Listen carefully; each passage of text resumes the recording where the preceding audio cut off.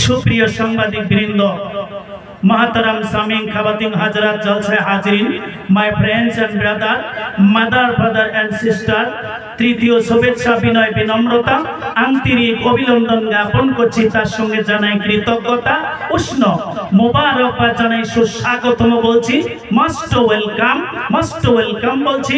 My friends and brother, mother father and sister, ladies and gentleman, attention please. একটু English বললাম বাবা। Attention শব্দের মানে হলো কথার প্রতি মনোযোগ দেওয়া, আর প্লিজ মানে অনুরোধ করছি। খামাখা একজনে অনুরোধ করবে আর আমরা যে তার কথায় মন দিব, কথাটা যেমন মানায় না, এই কথাটা মানায় না বলে মহান আল্লাহ রাব্বুল আলামিন বলেন, ওয়া ইজা কুরি আল কুরআনু ফাসতামিউ লাহু ওয়া আনসিতু লাআল্লাকুম তুরহামুন। যেখানে পবিত্র কোরআন শরীফ তেলাওয়াত হয়, কোরআন ও হাদিসের কথা আলোচনা হয়, কান লাগিয়ে শোনো। আল্লাহ রাব্বুল আলামিন শুনতে বলছেন। আব্বা বলেন তো, কে শুনতে বললেন? আল্লাহ যদি শুনতে বলছেন তাহলে শুনলে আমাদের লাভ হবে না লস হবে? লাভ হবে। বন্ধুগণ, আল্লাহ রাব্বুল আলামিন কোরআনে কারীমের আরেক জায়গা থেকে শোনালেন, ওয়ালাকাদ জারানা লিজাহান্নামা কাসীরাম মিনাল জিন্নি ওয়াল ইনস। অধিকাংশ জিন ও ইনসান এরা জাহান্নামী হবেন, জাহান্নামে যাবেন। কেন যাবেন? আল্লাহ রাব্বুল আলামিন বলেন, লাহুম কুলুবুল লা ইয়াফকাউনা বিহা। এত সুন্দর কলব দিলাম, দিল দিলাম বুঝবার জন্য। ওই কলবে, ওই দিলের ভিতরে আমি আল্লাহর জায়গা দিল না, আমার ভালোবাসা স্থান পেল না, আমাকে ভালোবাসলো না, আমাকে অন্তরে জায়গা দিল না, কলবে জায়গা দিল না। আল্লাহ রাব্বুল আলামিন বলেন, ওয়ালাহুম আ'উনুল্লা ইউবসিরুনা বিহা। এরপরে বিবেক দিলাম তাদেরকে বিবেচনা করার জন্য। এই বিবেকের ইংরেজি হলো প্রিন্সিপাল। আমি প্রিন্সিপাল দিলাম, বিবেক দিলাম বিবেচনা করার জন্য। তারা বিবেক দিয়ে বিবেচনা করলো না, আমি যে আল্লাহ একজন আছি এই বিবেচনাটাও তারা করলো না। ওয়ালাহুম আযানুল লা ইয়াসমাউনা বিহা। এরপরে সুন্দর দুইটা কান দিলাম, এই কান দ্বারা তারা আমার কথাগুলোকে শুনলো না। আল্লাহর কথাগুলো শুনলে আমরা আল্লাহকে ভয় করতাম এবং মানতাম, ঠিক না বাবা? কিন্তু আসলে আমরা আল্লাহকে ভালোবাসি না, তাই তিনার কথাগুলো শুনি না, আর আল্লাহকে দেখে ভয়ও হয় না। বন্ধুগণ, আমার ভাইরা, আল্লাহ বলছে যারা কান থাকতে শোনে না, বিবেক থাকতে বিবেচনা করে না, আর কলবের মধ্যে আমার ভালোবাসার জায়গা দিলের মধ্যে দেয় না, উলাইকা কাল আনআম। এরা চার পায়া জানোয়ার সমতুল্য। শুধু সমতুল্য নয়, উলাইকা কাল আনআম বাল হুম আযাল্লু উলাইকা হুমুল গাফিলুন। তারা চার পায়া জানোয়ার হইতে খারাপ এবং নিকৃষ্ট। নাউজুবিল্লাহ। আল্লাহও গাল দেওয়া জানে না, কি কর, কি দুর্মুষে একটা গালি আল্লাহ পাক দিলেন। চার পায়া জানোয়ারের থেকেও নাকি আমরা বলে খারাপ। আল্লাহ বলল, কে বলল ভাই? আল্লাহ।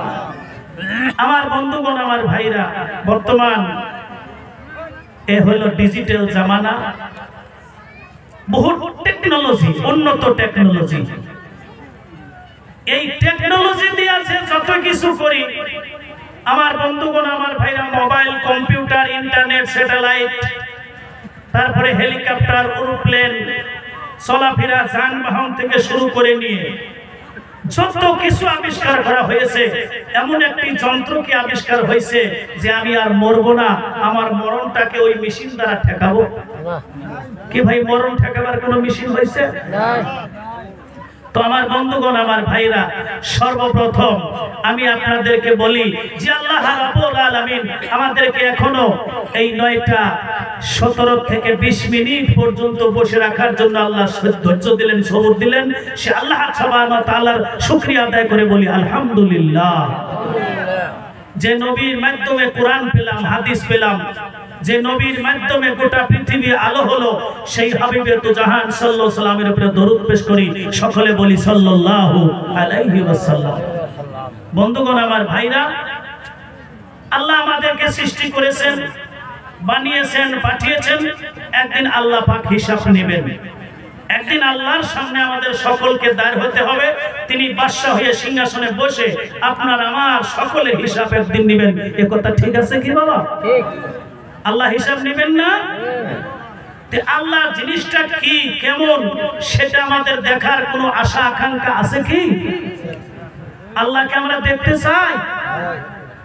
আল্লাহ রাব্বুল আলামিন বলেন, ফামান কানা ইয়ারজু লিকা রাব্বিহি, বান্দারে যদি তোমার রবের সঙ্গে দেখা করতে চাও তাহলে ভালোবাসা রাখো।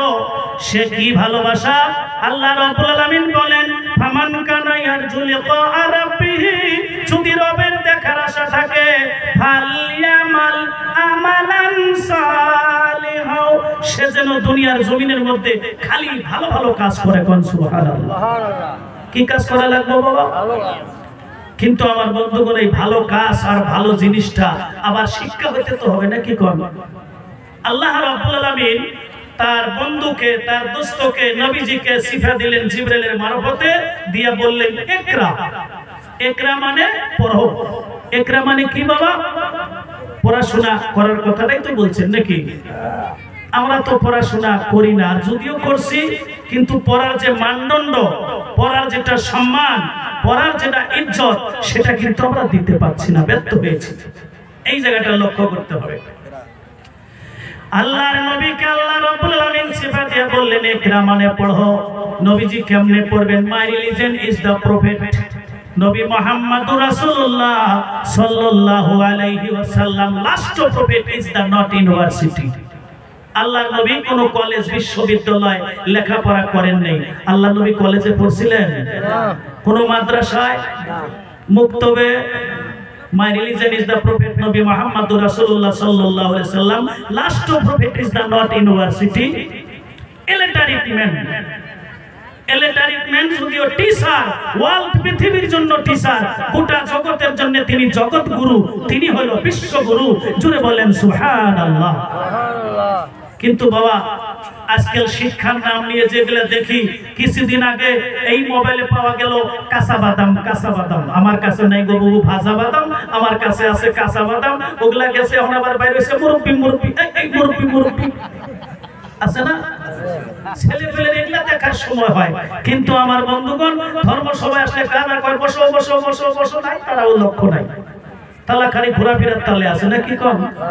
তাহলে আল্লাহ সাহেব পায়া ধরনের সাথে করছে যে এমনি তো করেন নাই। আমার বন্ধুগণ, আমার ভাইরা, কোরআনে কারিমের অন্য জায়গা থেকে শোনাচ্ছি, আলিফ লাম রা কিতাবুন আনজালনাহু ইলাইকা লিতুখরিজান নাসা মিনাজ জুলুমাতি ইলান নূর। এমন একটা কিতাব দান করলাম যে কিতাবটা পঞ্চকঠোর, জামাত বাঁধা, অন্ধকারের ভিতর থেকে টেনে বের করে আলোর দিকে নিয়ে যায়। কোরআন মানুষকে কোন দিকে নিয়ে যায়? আমার বন্ধুগণ, আলোর দরকার আছে না দরকার নাই? আমার তো মনে হয় দরকার নাই। অনেকে বলে না, জোরে সুরে বলতে হবে, আলোর দরকার আছে না নাই? যদি আলোর দরকার আছে, তাহলে আমার বন্ধুগণ লাইট আমাদের দরকার। আর এই লাইটটাই হলো শিক্ষা। এই লাইট কোন সময় ব্যবহার করা হয়? যাতে করে আমি সাপের গায়ে পাড়া না দেই, সাপের ছোপলে, সাপের ঠোকরে যাতে আমি মারা না যাই। লাইট থাকলে সে রাস্তার মধ্যে সাপটা শুয়ে আছে, লাইটের আলোতে ধরা পড়ছে, তাহলে তো আপনি দেখে শুনে সাপের গায়ে পাড়া দিবেন না, দিবে কেউ? তাহলে লাইট আমাকে সাপ থেকে বাঁচালো। আবার এই লাইটের প্রহরে আমি নদীতে, খালে, বিলে পড়ে মরার থেকে বাঁচলাম। কাটার মধ্যে পাও দিয়ে কাটা ফুটিয়ে দুঃখ কষ্ট থেকে বাঁচলাম। সকল বাঁচবার হাতিয়ার হলো লাইট, এই আলো। আমার বন্ধুগণ, আমার ভাইরা, তাই মানব জীবনে সবচাইতে বড় শিক্ষা এবং কি পবিত্র কোরআন শরীফটাকে আমল করার জন্য আমাদের সকলের দরকার কি দরকার না? আমার কথাগুলো বোঝা গেছে আব্বা? এই লাইটটা আমরা যাতে ব্যবহার করতে না ভুলি। আজকে লাইট আছে ঠিক, লাইটের নিচে আছে অন্ধকার। আমার লাইটের প্রহরে আমি আমার নিজেকে চিনি না। এই লাইটের প্রহরে আমার আব্বা শান্তি পায় না, মা শান্তি পায় না, বিবি বাচ্চা শান্তি পায় না, সমাজবাসী দেশবাসীর শান্তি নাই, এমনকি আমার নিজেরও শান্তি নাই।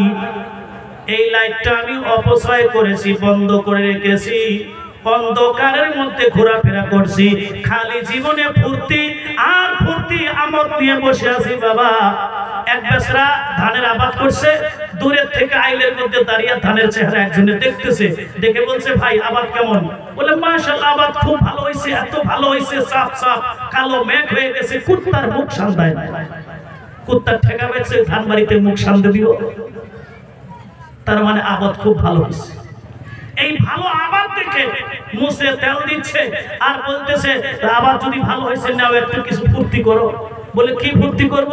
একজনে কয়ে দাও কমলার বনবাস, আরেকজনে কয়ে দাও সাগর ভাষা, আরেকজনে কয়ে তুরু, এগুলা কবে ফেলার হয়ে গেছে, বর্তমানে একটা বাইর হয়েছে, ওটার নাম হলো ডিস্কো ধামাকা।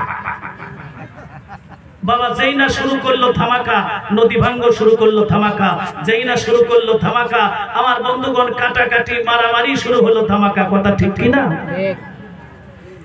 আজ এই জানুয়ারির নামে আমার বন্ধুগণ, আমার ভাইরা, খালে বিলে নদী নালায় যে কোনো জায়গার মধ্যে খালি সমানে বলা হয় আর মানে কি যে বাজনা, এক একটা করে বাজনা জমিন কেঁপে উঠে। जगह से लगाने के लिए ये दुनिया नहीं है, इबरत का जहां है, तमाशा नहीं है। এই দুনিয়াটা খেল তামাশা করার জায়গা না, উপদেশ গ্রহণ করার জায়গা। আমার বন্ধুগণ, আমার ভাইরা, আইলে আন্দরে মানুষকে কষ্ট দেওয়া, জীবজন্তুকে কষ্ট দেওয়া, আল্লাহর জমিনকে কষ্ট দেওয়া, এই কষ্টের ফিল তো আল্লাহ উঠাবে। আমেরিকা নিয়ে আলোচনা হচ্ছিল, কষ্টের ফিল কিছু উঠাচ্ছিল না ভাই? তাহলে আমাদেরকে ছাড় দেবে কি? আমাদেরও কষ্টের ফিল উঠাবে। আমরা জমিনকে কষ্ট দিচ্ছি, পরিবেশ দূষিত করেছি। ওয়াজালনা নাওমাকুম সুবাতা, আল্লাহ পাক বলেন রাতের ঘুমটাকে আমি নিয়ামত হিসেবে দান করে দিয়েছি। কোন সুবহানাল্লাহ।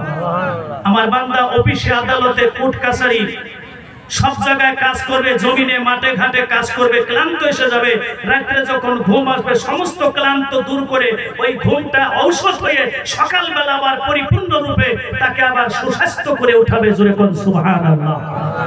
সেই রাত্রের মধ্যে আমার বন্ধুগণ পরিবেশকে দূষিত করা হয়। আমার বন্ধুগণ, আমার ভাইরা, শুধু তাই নয়, শুধু তাই নয়, আল্লাহ রাব্বুল আলামিন বলেন অফি আনফুসিকুম আফালা তুবসিরুন, অফি আনফুসিকুম আফালা তুবসিরুন। বান্দা তোমরা তোমার নিজের দিকে তাকিয়ে দেখো, আমি আল্লাহর নিদর্শনগুলি পাবে। আমি আল্লাহকে খুঁজো, তোমাদের নিজের মধ্যে আমাকে পাবে। আল্লাহ পাক দিয়েছে দুটি হাত, আল্লাহ দিয়েছে দুটি পাও, আল্লাহ দিয়েছে দুটি কান, এক সমান আকৃতি। আমার বন্ধুগণ, একজনের আকৃতির সাথে আরেকজনের আকৃতির মিল নাই। কি সুন্দর সুগঠন। আল্লাহ পাক বলছে এই যে দুইটা চক্ষু নিয়ামত দিয়েছি, এই চোখ দুইটা তাসের ফোঁটা দেখার জন্য নয়, এই চোখ দুটা শুধুমাত্র ইউটিউব আর ফেসবুক পার্টি হয়ে ইউটিউব ফেসবুকের মধ্যে সময় পার করার জন্য নয়। এই চক্ষু দিয়ে তোমরা মসজিদ থেকে দেখো, এই চক্ষু দিয়ে কোরআন দেখো, এই চক্ষু দিয়ে মা বাবার দিকে মহব্বতের নজর দিয়ে তাকাও। এতটুক আমার মা, এতটুক আমার বাবা, আমি বাবার থেকে লম্বা হয়ে গেছি, আমার মায়ের থেকে আমি লম্বা হয়েছি, এই মায়ের পেট থেকে তো আমি জন্ম নিয়েছি। এগুলা কথা বলে বলে মা বাবাকে মহব্বত করে যদি তাকিয়ে থাকা হয়, সে যেন কাবা ঘরের দরজার দিকে তাকিয়ে রয়েছে। জোরে কোন সুবহানাল্লাহ। কিন্তু সেই চোখ দুটি বাবা অন্যত্রই নষ্ট করে দিয়েছি, খোদার শুকরিয়া আদায় করি না। আমার ভাই, এই যে আপনারা এখানে কতগুলো মানুষ আছেন, একজন অপরকে দেখতেছেন, আপনাদের কত খুশি এবং গৌরব। আমার এই দুইটি চোখের দ্বারাই কিন্তু আপনাকে দেখতে পাচ্ছি না। কথা ঠিক না বাবা? আল্লাহ পাক বলছে, লা ইন শাকারতুম লা আযীদান্নাকুম ওয়া লা ইন কাফারতুম ইন্না আযাবি লাশাদীদ। বান্দারে, আমার নিয়ামতের শুকরিয়া যদি আদায় করো, আমি আল্লাহ নিয়ামতগুলোকে বাড়িয়ে দেব। আর যদি না শুকরিয়া করো, তাহলে তোমাদের জন্য শাস্তি রেখেছি। ইন্না মানে নিশ্চয়, অবশ্যই, বেশক, বেশক আমি তোমাদের জন্য কত শাস্তি রাখছি। নাউজুবিল্লাহ। আল্লাহর শাস্তি ভয়ঙ্কর। আল্লাহর নিয়ামত নিয়ে আল্লাহর সাথে গাদ্দারি করছি, এই চোখ দিয়ে আমরা অপছন্দ নষ্ট করছি, তাসের ফোঁটা দেখে, এই দেখে সেই দেখে, গান বাদ্য বাজনা দেখে। আমার বন্ধুগণ, আমার ভাইরা, আমার চোখের নজর দিতে হবে সমাজে কি হচ্ছে, দেশে কি হচ্ছে, মানুষকে ভালো রাস্তা, ভালো পথ কিভাবে দেখানো যায়, আমি নিজে কিভাবে ভালো চলতে পারি। আমার বন্ধুগণ, এটাই ছিল আমাদের উদ্দেশ্য, তাই না বন্ধুগণ, আমার ভাইরা? তাহলে এ হলো সমাজ জামাত নিয়ে কোরআন দিকে সকলকে দাওয়াত করিয়ে কোরআনের আমানত কিতাব সামনে রেখে কথা বলা হলো। এখন আমি মা বোনদের চ্যাপ্টারে কিছু কথা বলি। মা বোনরাই হলো আমার বন্ধুগণ, আমার ভাইরা, ভালো মন্দর সবকিছুর দায় দায়িত্ব ওই মায়ের কাছে অর্পণ করে দিয়েছে আল্লাহ। জোরে কোন সুবহানাল্লাহ। ওয়া মিন আয়াতিহিম আনফুসিকুম আন খালাকালাকুম ওয়াজওয়াজাও লিতাসকুলু ইলাইহা ওয়া জালা বাইনাকুম মাওয়াদ্দাতাও ওয়া রাহমা। আল্লাহ পাক বলেন, শান্তি এবং রহমত জান্নাতের মধ্যে আমি আল্লাহ প্রথম সৃষ্টি করলাম। আদম আলাইহিস সালামকে বলে দিলেন, তোমার বাম পাশের বাঁকাহারা এই নরম জায়গা থেকে মা বোনদের দিলকে, মনকে, আত্মাকে নরম করে খুব মিষ্টি করে আমি তোমাদের মধ্য থেকে তোমাদের জোড়া সৃষ্টি করলাম। জোরে কোন সুবহানাল্লাহ। তুমি যেন তার কাছে শান্তি পাও, সেও যেন তোমার কাছে শান্তি পায়। প্রয়োজনে একজন আরেকজনের জন্য জীবন দিতে যাতে বাধ্য হও, এই ভালোবাসাটা আমি আল্লাহ নিজে সৃষ্টি করেছি। সুবহানাল্লাহ।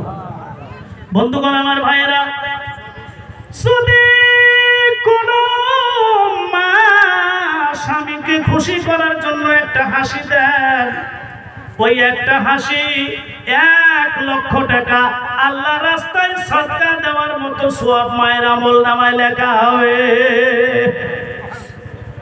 আমার বন্ধুগণ, আমার ভাইয়েরা, আল্লাহ রাব্বুল আলামিন সৃষ্টি করে এই দুইজনকে বললেন এক জোড়া। আবার পিতামাতা যেদিন বিবাহ দেয়, জামাইয়ের হাতে যেদিন হস্তবন্ধন করে দেয়, ওই দিন আবার এক জোড়া। আবার যখন মেয়েরা সালাম দেয়, স্বামীরা স্ত্রীকে সালাম দেবে, স্ত্রী স্বামীকে সালাম দেবে। খরচের টুকলাটা নেওয়ার আগে দুটি হাতে মুসাফা হবে। আল্লাহ কয়, আমি বানিয়ে দিলাম জোড়া। আবার মা বাপ বানিয়ে দিল জোড়া। তারা উভয় উভয় আমার কথা রক্ষা করে, আমি আল্লাহকে ভয় করে তারা মহব্বতের হস্ত স্থাপন করে দুইজনে করলো মুসাফা। এই জোড়া আমি ভাঙবো না। এক জোড়া মানুষ হিসেবে আমি আল্লাহ পুনরায় জান্নাতে জায়গা দিব। আমরা কি তা করি বাবা? স্ত্রীরা কি স্বামীকে সালাম দেয়? স্বামীরাও স্ত্রীকে সালাম দেয়। যাই হোক, আমার আব্বা জান, আজ সময় খুব কম। আমার মা বোনদেরকে বলছি, মা গো, আপনারাই হইলেন সবকিছু সমাজের মধ্যে। আপনারা আমার মা, আমার বোন, গতিকে আপনাদের পেটের মধ্যে হয় আলেম, ওলামা, মৌলানা, মুফতি, হাফিজ, কারি, পীর, মুর্শিদ, শেখ, মুশাইখ, সবই মায়ের পেটে জন্ম নেয় না? কি কর?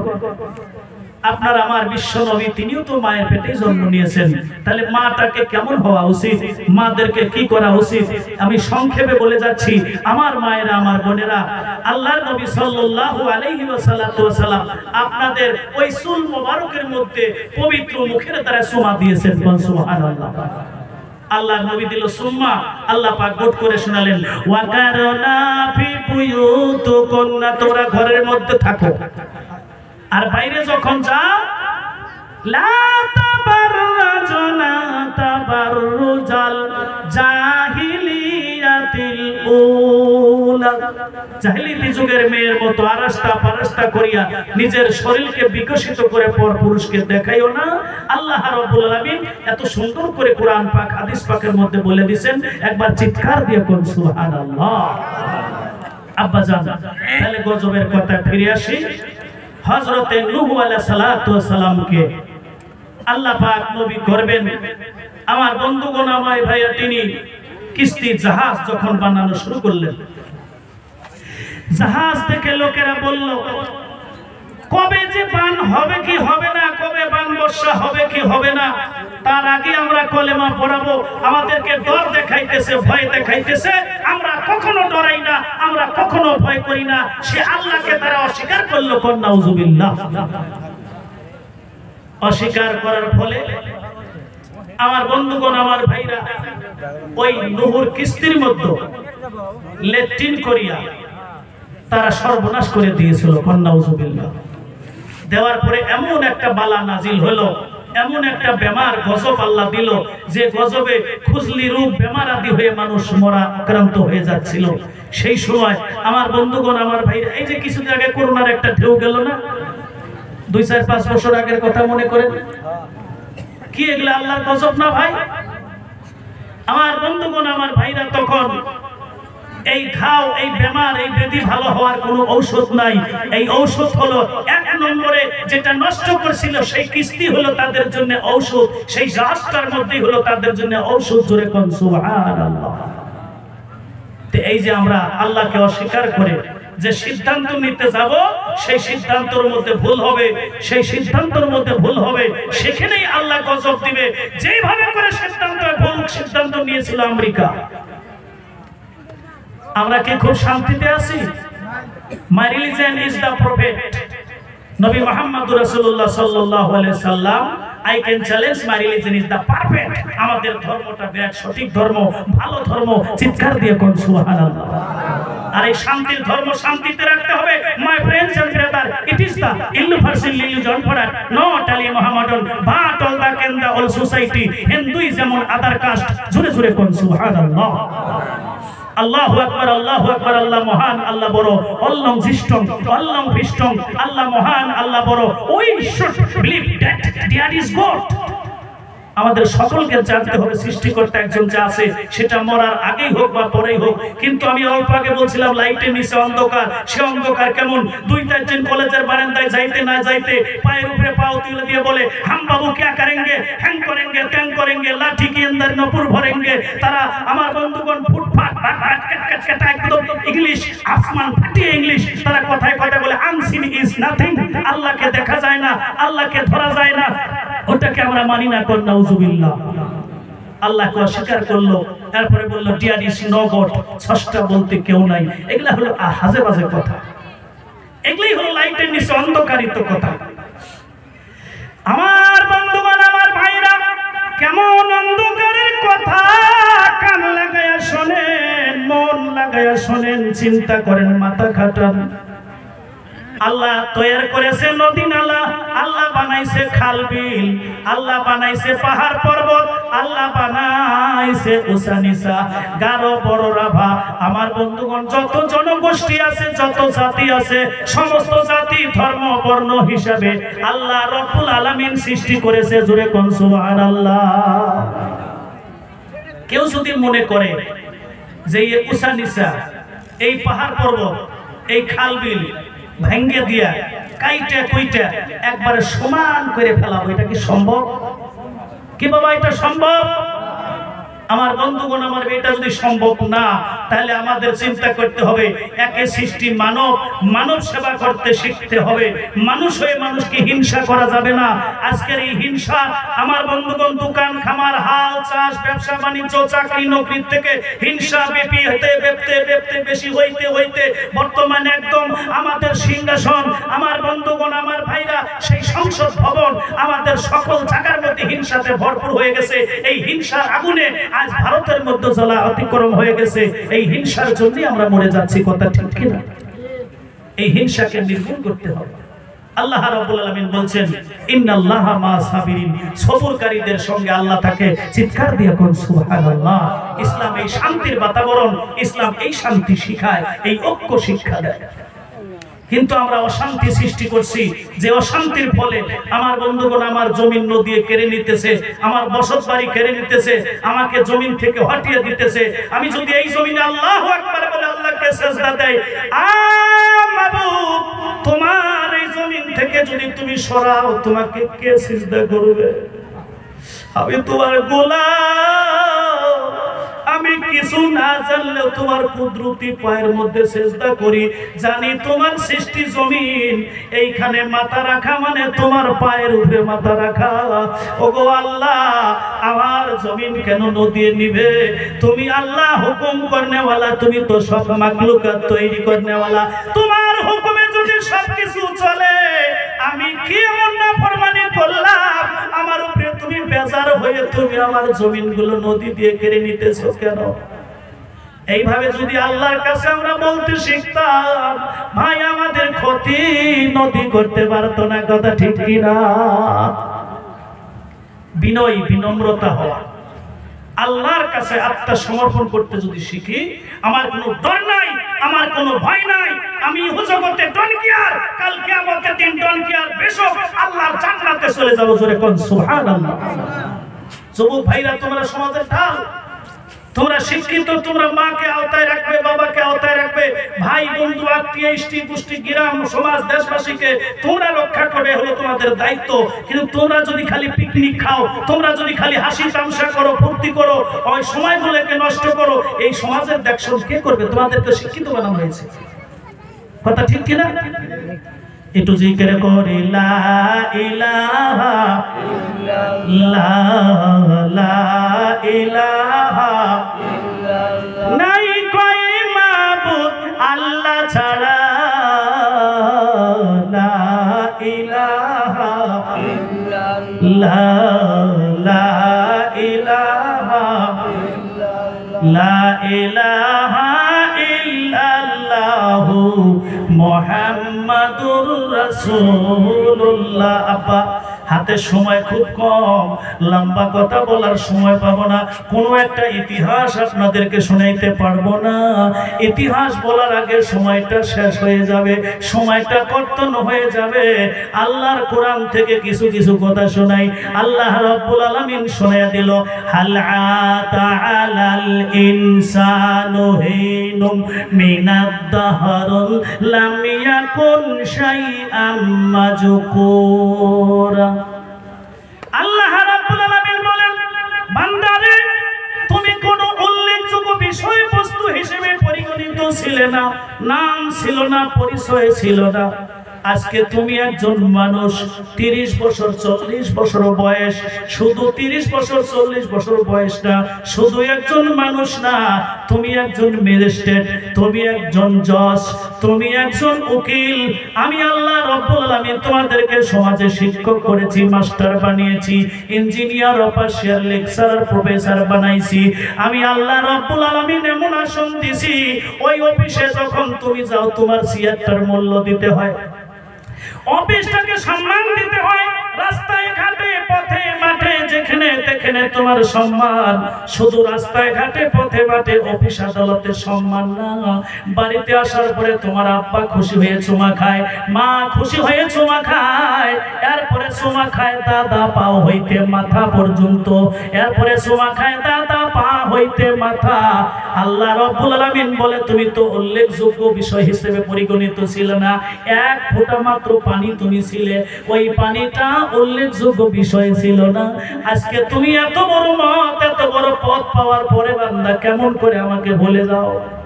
আল্লাহ রাব্বুল আলামিন বলে, যখন তোমার কেউ ছিল না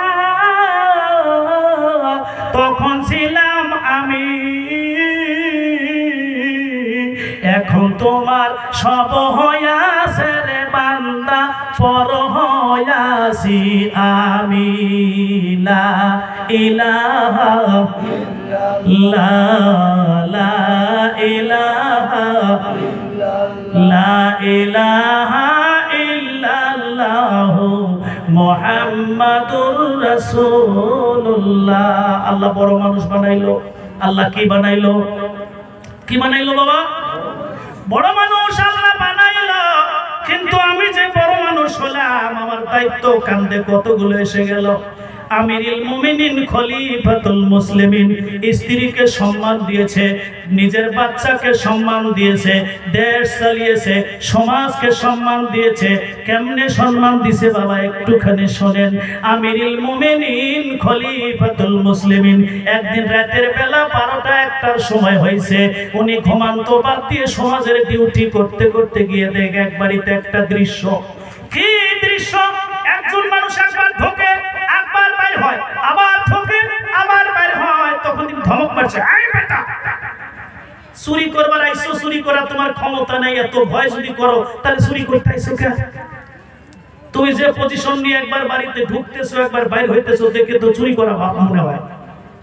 বলো, তুমি চুরি করতে এসে কেন এরকম করছো?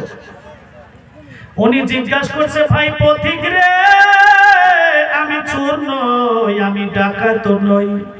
বলে তাহলে এমন করো? বলে এই বাড়ির গার্জিয়ান আমি, এই বাড়িতে আমাদের মধ্যে কেউ নাই, মা বাবা কেউ নাই, আমি একজন পুরুষ আর আমার স্ত্রী একজন মেয়ে। আমি এই জন্য বাইরে হইতেছি, ঢুকতেছি। গভীর রাতের 12টা-1টার সময় আমার অসুস্থ স্ত্রী প্রসব বেদনা শুরু হয়ে গেছে। ডেলিভারি খালাস করার ব্যাপারে আমি তেমন কিছু জানি না। চিন্তা করতেছি এত রাত্রে কি করি, কোথায় যাই। প্রসব বেদনায় স্ত্রী কাতরাইতেছে, ছটফট ছটফট করছে। তাই আমি একবার ঢুকি, একবার বাইরে হই, কি করি কি করি, উপায় দেখি না। ওমর বলে, রে আমার পায়ের তলা থেকে বুঝি মাটি খসে যাইতেছে। তোর মাল্ল হযরত ওমর দৌড় দিয়ে গিয়ে নিজের ঘুমান্ত স্ত্রীকে ডেকে উঠাইলো, বিবি বেগম সাহেবানি উঠো। যাবো না, এত রাত্রে কি বলেন? কোথায় যেতে বলেন? কেন উঠতে বলেন? বলে যেতে হবে। এক বাড়িতে ডেলিভারি, একটা মহিলা অসুস্থ বোধ করতেছে, কাতরাইতেছে, ছটফট ছটফট করছে। তার অসহায় স্বামীটা একবার ঢুকে একবার বের হয়। আমি তো চোর ডাকাত মনে করে ধমক দিছিলাম, চলো তোমাকে যেতে হবে। ঘুমান্ত স্ত্রীকে ডেকে নিয়ে আসলো, ডেলিভারির কাজে সহায় করে ঘরের মধ্যে নার্স হিসেবে ঢুকিয়ে দিয়ে আমিরুল মুমিনিন খলিফাতুল মুসলিমিন বাড়িওয়ালা ভাইয়ের সঙ্গে গল্প গুজর করতে করতে আল্লাহর হুকুমে ওই মহিলা খালাস হলো। একটা পুরুষ সন্তান দিল। জোরে কোন সুবহানাল্লাহ। সন্তানের কান্নার আওয়াজ কানে এসে গেল। ভিতর থেকে খবর দিল, আসসালামু আলাইকুম জাহাপনা, ওগো আমিরুল মুমিনিন খলিফাতুল মুসলিমিন, এই বাড়ির গার্জিয়ানকে বলুন, এই বাড়ির স্বামীকে বলুন, আল্লাহ তিনার ঘরে একটা ছেলে সন্তান দিয়েছে। ছেলেটাও ভালো আছে, মাও ভালো সুস্থ আছে, আর কোনো চিন্তার কারণ নাই। লোকটা খুশি হয়ে আমার বন্ধুগণ কিছু টাকা দিয়ে পায়ে জড়িয়ে ধরলেন। আমিরুল মুমিনিন খলিফাতুল মুসলিমিন, জাহাপনা, আপনি আমার জন্য কষ্ট করছেন, আপনাকে পথিক বলে তো আমিও ধমক দিছিলাম, বলছিলাম আমি চোর নই, ডাকাত নই, আসলে নই। আপনি আমাকে চিনেন নাই, আপনাকেও আমি চিনতে পারি নাই। দুইজনের মধ্যে কথা কাটাকাটি হয়েছে, আমি মাফ চাই, আল্লাহর রাস্তায় আপনি আমাকে মাফ করে দেন। আমিরুল মুমিনিন খলিফাতুল মুসলিমিন গো, এই যে আমার পকেটের মধ্যে কিছু পয়সা আছে জাহাপনা, এই পয়সাগুলো নিয়ে আপনি ওই নার্সকে দিয়ে দেন, সেবিকাকে দিয়ে দেন।